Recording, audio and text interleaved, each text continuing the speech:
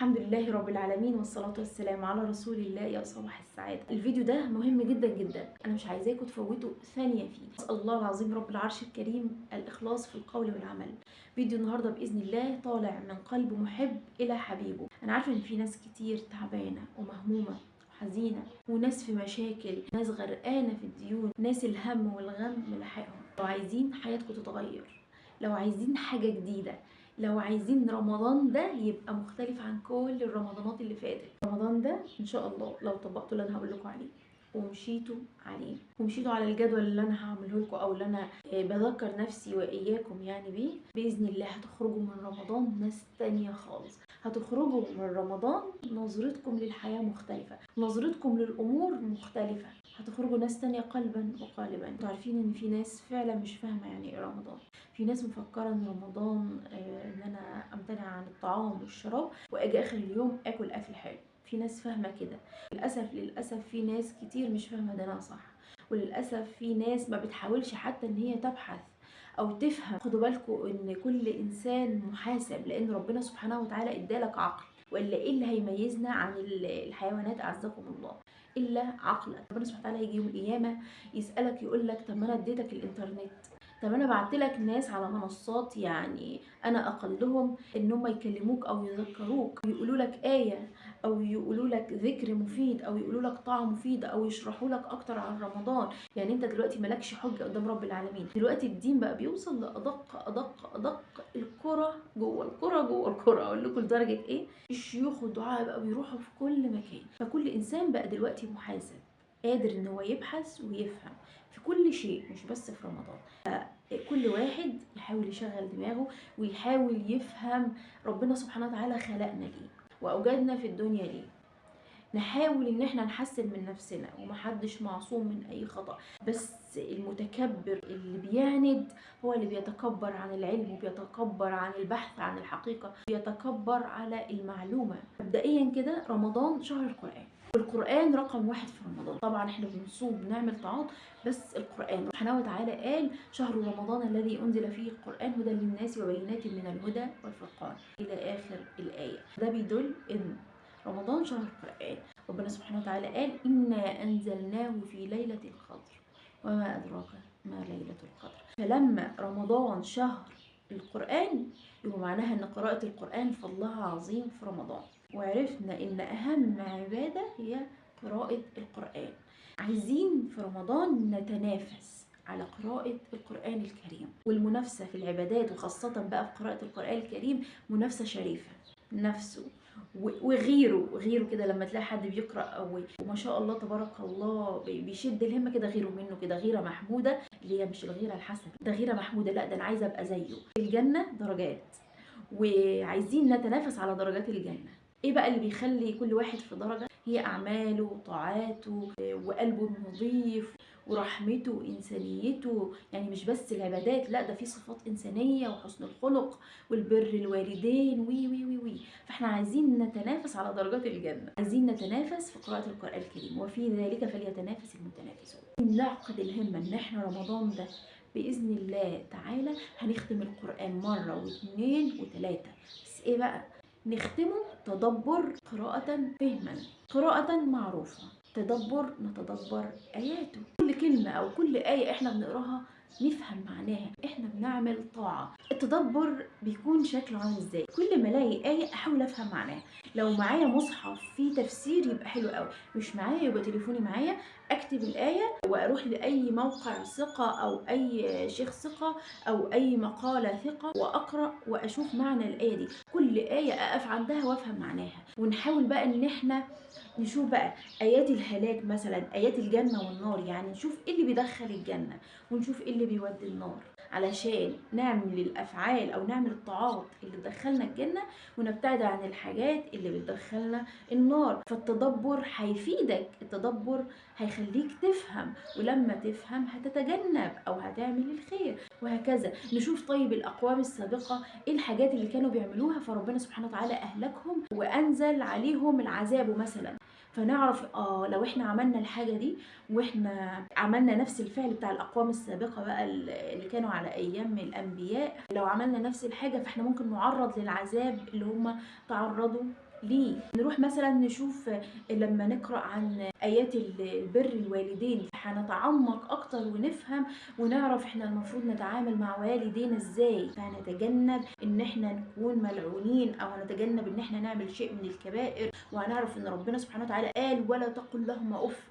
اف، انت تقول اف كده فدي من الكبائر، وده عقوق الوالدين، والعقل والديه لا يدخل الجنة. فانت لما تتدبر هتفهم فتتجنب الفعل ده، وهكذا وهكذا وهكذا. هتروح على سورة النور هتعرف ان ربنا سبحانه وتعالى قال سورة انزلناها وفرضناها، يعني كل آية هتقابلك وانت بتقرأ في السورة دي خاصة. طبعا كل القرآن في حكم ومواعظ، بس ربنا سبحانه وتعالى خص سورة النور بسورة انزلناها وفرضناها، فبالتالي فرضناها يعني فيها حاجات كتير فرض.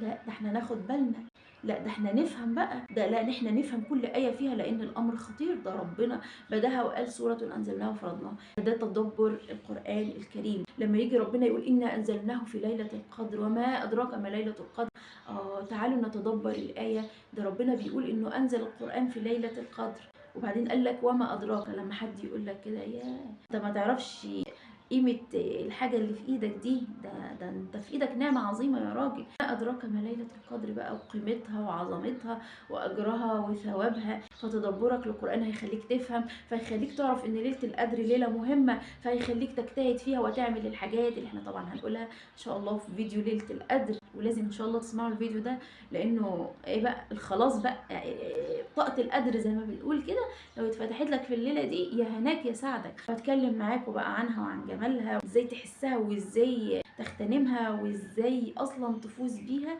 كلام كتير جدا جدا بامر الله تعالى. اسال الله العظيم رب العرش الكريم التوفيق، هنقوله بامر الله وان شاء الله هيفيدنا. نيجي بقى للنقطه المهمه، نقطه ترتيل القرآن الكريم. ربنا سبحانه وتعالى قال في كتابه الكريم ورتل القرآن ترتيلا. رتله. لو صوتك حلو، لو صوتك حلو في قراءة القرآن الكريم، رتل القرآن وجود، وخلي الملائكة حواليك بيسمعوك والله يقولوا الله. خلي الملائكة وهي بتكتب عملك وهي بتكتب أجرك في قراءة القرآن الكريم تكتب ده كان بيجود القرآن الكريم، ده كان بيرتله، ده كان بياخد باله من التشكيل، ده كان بياخد باله من المعاني. هو شهر القرآن، خدوا بالكم دي أهم نقطة أنا بكلمكم فيها. ليه؟ عشان هو شهر القرآن. أجر قراءة القرآن الكريم في شهر رمضان أجره مضاعف. لو كان في الأيام العادية ليه أجر والحسنة ب10 أمثالها، في رمضان الأجر مضاعف. وربنا سبحانه وتعالى زي ما قال إلا الصيام فإنه لي وأنا أجزي به، كمان قراءة القرآن لربنا سبحانه وتعالى وهو يجزيك عن قراءته باللي ربنا سبحانه وتعالى يقدره لك بقى. وشوفوا لما ربنا سبحانه وتعالى يقدر لحد حسنة أو يقدر له أجر كده، شوفوا بقى رب العالمين الكريم لما يديك أجرك على قراءة القرآن الكريم، شوف انت بقى أجرك هيكون عامل ازاي. ربنا سبحانه وتعالى قال ايه؟ إن الذين يتلون كتاب الله وأقاموا الصلاة وأنفقوا مما رزقناهم سرا وعلانية يرجون تجارة لن تبور. بالتاجر، انت بتتاجر مع ربنا، ويا سلام على اللي يتاجر مع ربنا سبحانه وتعالى. الجنيه ب10 لو مبدأ الفلوس، والحسنة ب10 أمثالها ل700 ضعف، عشان المبتغى الجنة. الهدف السامي هو الجنة والدرجات العليا من الجنة اللي احنا بنتنافس عليها بقراءة القرآن الكريم وبالطاعات. رسولنا الكريم صلى الله عليه وسلم قال ايه؟ اقرأوا القرآن فإنه يأتي يوم القيامة شفيعا لأصحابه. ده كانت القراءة عامة، وبعدين جه خص بالذكر قراءة سورة البقرة وآل عمران، فإنهما يأتيان يوم القيامة في سورة غمامتان أو غيايتان يحاجان عن صاحبهما، في سورة سرب من طير يحاجان عن صاحبهما. فتخيلوا كل الفضل العظيم اللي في القرآن الكريم، وتخيلوا انتوا تقرأوه في شهر هو أنزل فيه، شهر القرآن. فشوفوا الخير. أصلا قراءة القرآن الكريم كلها بركة. يعني انت لو عايز البركة في بيتك وربنا يبعد عنك غضبه، ربنا يبعد عنك الشياطين، وربنا يبعد عنك نفسك المسلطة عليك، لان في ناس نفسهم مسلطة عليهم. فانت لو عايز ربنا سبحانه وتعالى يطرد الشيطان عنك، وعايز ربنا سبحانه وتعالى يديلك البركة في حياتك، القرآن سبب كبير من اسباب البركة في حياتك. والله العظيم سبب خراب البيوت وسبب الشياطين اللي بتبقى موجودة في البيوت، منها ما هو شياطين الإنس ومنها ما هو شياطين الجن. وشياطين الإنس الأيام دي بقت أخطر من شياطين الجن. شياطين الجن المسلطين من حسد أو سحر مقدور عليهم بالذكر وبالطاعات. شياطين الإنس دول ممكن يكونوا حوالينا وإحنا مش عارفينهم، ممكن يكونوا بيتعاملوا معانا وإحنا مش عارفينهم. فدول اخطر من الحاجات المباشرة، يعني اخطر من عدوك الصريح. فايه اللي هينجينا من كل الشياطين دي؟ هي البركة. والبركة دي بتيجي منين؟ من الطاعات، وبتيجي من قراءة القرآن الكريم، وبتيجي من رضا ربنا سبحانه وتعالى، وبتيجي من الصلاة على النبي صلى الله عليه وعلى آله وأصحابه أجمعين، بتيجي من كل فعل الخيرات. ثق تماما إن بيتك أو حياتك لو فيها خلل أو فيها مشاكل، إن في حاجة مع ربنا مش تمام، في فتور في العلاقة مع ربنا سبحانه وتعالى. الإنسان اللي ليه علاقة طيبة مع ربنا سبحانه وتعالى هيعيش سليم الصدر، وهيعيش في حياة هادية، وهيلاقي نفسه الشر لو يجي عليه هتلاقيه بيتجنبه. من قرأ حرفا من كتاب الله فله به حسنة، والحسنة بعشر أمثالها. لا نقول ألف لام ميم حرف، ولكن ألف حرف ولام حرف وميم حرف. كمان رسولنا الكريم صلى الله عليه وعلى آله وصحبه أجمعين قال: من قرأ القرآن فهو مع السفرة الكرام البررة، ومن يقرأ القرآن وهو عليه شاق فله أجران، أجر القراءة وأجر التعتع. شوفوا بقى الجمال، شوفوا ربنا سبحانه وتعالى وجميل عطاياه. والله العظيم لو حاولتوا تجاهدوا نفسكم وانتوا بتقرأوا القرآن الكريم تفهموه وتتدبروه، أقسم بالله العظيم هتلاقوا في قلوبكم سعادة لا توصف. هسيبكم انتوا تجربوها، هتلاقوا عيونكم بتخشع لذكر الله، وهتلاقوا الدمعة نزلت من عينيكم. ويوم ما الدمعة تنزل من عينك يا هنيالك. العين اللي بتنزل منها الدمعة من خشية الله حرمت على النار. يعني مثلا آيات الجنة والنار دي قادرة إن هي تبكيني. لما بقرأ آية عن الجنة بحس بسعادة، وبتخيل نفسي أنا داخلة الجنة وأحبابي. ولما بشوف آية عن النار بخاف من ربنا، بخاف، بقول يا رب كفينا شر عذاب النار، يا رب قنا عذاب النار يا رب. هتلاقوا آيات، برضو آيات الجنة تفتح نفسك: أنهار من عسل مصفى، وأنهار من خمر لذة للشاربين، ومتكئين فيها على الأرائك لا يرون فيها شمسا ولا زمهريرا، جو معتدل فيها ما لا عين رأت ولا أذن سمعت ولا خطر على قلب بشر. فيا الله يا رب أنا عايزة أروح الجنة، أو أنا عايزة أبقى في الجنة مع الناس دي. وأكتر حاجة يعني وأكتر الصور اللي فيها آيات عن الجنة وفيها عن الحاجات اللي منتظرة المؤمنين في الجنة برضو سورة الواقعة. سورة الواقعة فيها كده وصف جميل لبعض حاجات موجودة في الجنة، يعني: وفاكهة مما يتخيرون، ولحم طير مما يشتهون، وحور عين كأمثال اللؤلؤ المكنون، جزاء بما كانوا يعملون. أقسم بالله جسمي أشعر، يعني والله يا رب أسألك الجنة. شوف وصف الجنة وشوف الجمال. يعني قاعد بقى انت الامام احمد سئل عن الجنة: ومتى يجد الانسان طعم الراحة؟ قال: عند اول قدم يطأها في الجنة. اول ما تحط رجلك في الجنة انت هتنسى كل العذاب، وهتنسى كل الشقاء اللي انت شفته في حياتك، وهتنسى كل الوجع، وهتنسى الظلم، وهتنسى الفقد، وهتنسى الألم، وهتنسى انك في يوم من الايام شفت اي تعب. ربنا سبحانه وتعالى لما يجي يدخلك الجنة هيسألك: هل ذقت يوما شقاء؟ فهتقول له: لا والله يا ربي ما ذقت شقاء. الجنة جميلة وتستاهل، واسأل الله العظيم رب العرش الكريم ليا وليكم الجنة. المبتغى هو رضا ربنا سبحانه وتعالى، والمبتغى هو الجنة. واسألوا دايما ربنا سبحانه وتعالى الصلاح، واسألوا ربنا سبحانه وتعالى الإخلاص، واسألوا ربنا سبحانه وتعالى انه يرضى عنكم، لان ربنا سبحانه وتعالى لو رضي عنك يهنيالك.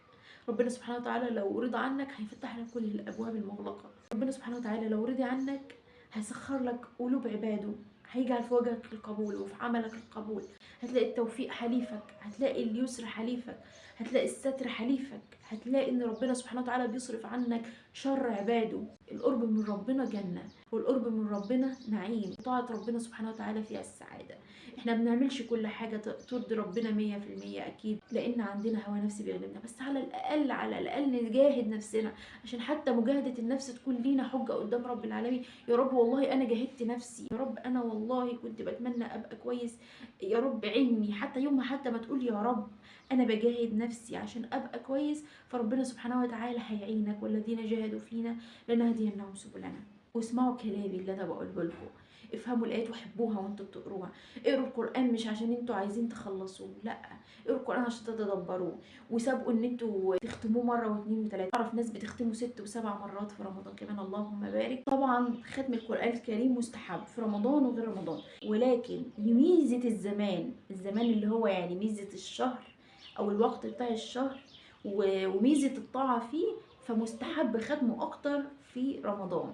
زي ما اتكلمنا بقى عن الأجر في رمضان، مدى قدسية القرآن الكريم في رمضان. النبي صلى الله عليه وسلم كان سيدنا جبريل بيجيله في رمضان يدارسه القرآن، لأن النبي صلى الله عليه وسلم كان أمي، وأمي دي مش حاجة تعيبه صلى الله عليه وسلم. ربنا سبحانه وتعالى كان قادر إنه يجعله يقرأ ويكتب، ولكن كان السر في إن النبي صلى الله عليه وسلم أمي هي معجزة القرآن الكريم. القرآن أنزل على لسان أو جه على لسان شخص أمي لا يقرأ ولا يكتب، فدي كانت معجزة إنه مش جاي بالكلام ده من عنده. القرآن الكريم نزل على قوم أهل بلاغة، العرب كانوا أهل بلاغة وفصاحة. في آخر المصحف دعاء. الختمة الموجودة دي للشيخ ابن تيمية، هو اللي عامل الختمة دي، ولكن مفيش دليل او مفيش حديث بيقول ان بعد قراءة القرآن الكريم ان انت تدعي او في دعاء معين يعني، والنبي صلى الله عليه وسلم ما وردش عنه كده. ولكن سيدنا انس بن مالك رضي الله عنه وارضاه كان بيعمل ايه؟ كان لما بيجي يختم القرآن الكريم بيجيب اهله حواليه وبيقعدوا يدعوا. توسل لله سبحانه وتعالى بالاعمال الصالحة مباح، والعمل الصالح أي عمل صالح في الدنيا. قراءة القرآن الكريم من الأعمال الصالحة، وما أعظمها من عمل صالح. بعد كل ختمة ندعي بقى، فندعي من باب التوسل لربنا سبحانه وتعالى بالعمل الصالح. ولكن نبقى عارفين إن مفيش إلزام بالدعاء أو مفيش حاجة وردت في السنة النبوية الشريفة إن أنت تدعي بعد قراءة القرآن الكريم، ولكن نتأسى بالسلف الصالح. إزاي بقى نختم القرآن الكريم؟ كذا مرة بعد كل صلاة تقرأ جزء. لو عملت كده بإذن الله هتختمه مرة واثنين وثلاثة. وافتكروا وفي ذلك فليتنافس المتنافسون.